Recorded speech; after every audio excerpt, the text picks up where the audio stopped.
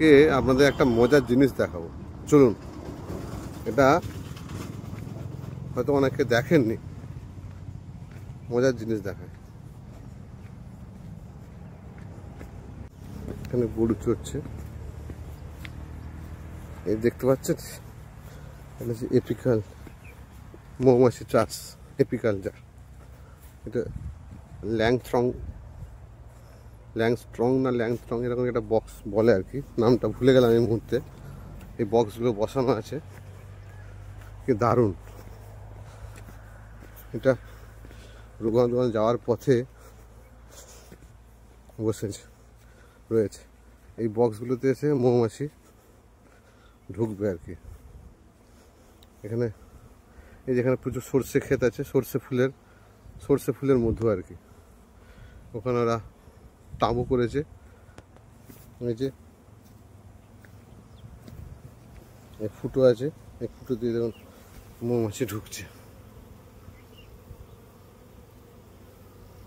মৌমাছি দেখতে পাচ্ছি,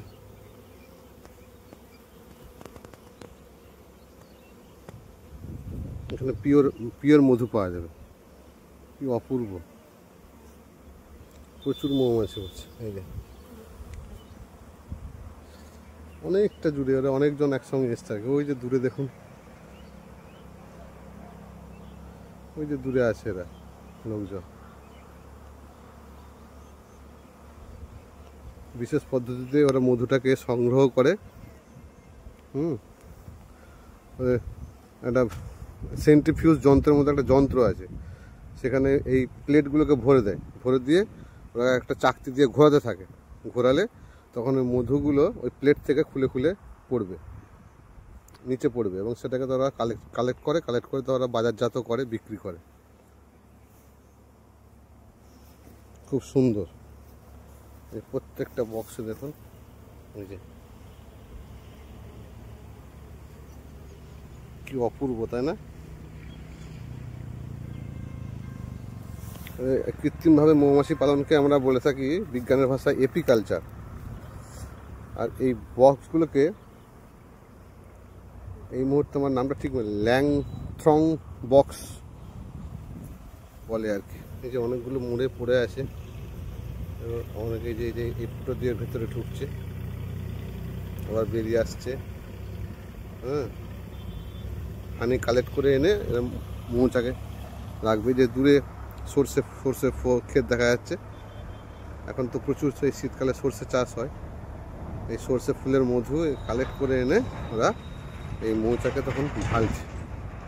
আর এই যারা চাষ করছে আর কি, তারা তখন মধুটাকে পরে কালেক্ট করে তখন বাজারে বিক্রি করছে। কি অপূর্ব। যাক, রাস্তায় যেতে যেতে এটা দেখতে পেলাম, খুব সুন্দর দৃশ্য। তাই আপনাদেরকে দেখালাম। কেমন লাগলো একটু কমেন্ট করে জানাবেন, আর সঙ্গে থাকুন, দেখতে থাকুন আমার ব্লগগুলো। টাটা। এখানে কালভার্ট আছে, ওই যে দূরে আমার বাইকটা থামানো আছে। এই যেখানে গরু চড়ছে, এই যে রাস্তা অনেকটা হাইটে উঠতে হবে। যাই হোক, এই যে এখানে একটা কালভার্টের মতো আছে, ছোট্ট নদীর মতো। আর এই যে এখান থেকে দিয়ে যাব, রাস্তাটা বড্ড খারাপ। এই যে উঁচুতে উঠবো রাস্তার উপরে, মেন রোডে। এই যে চলে এসছি, এই যে যাবো আমরা রঘুনাথগঞ্জ, আর এইদিকে মুরারই।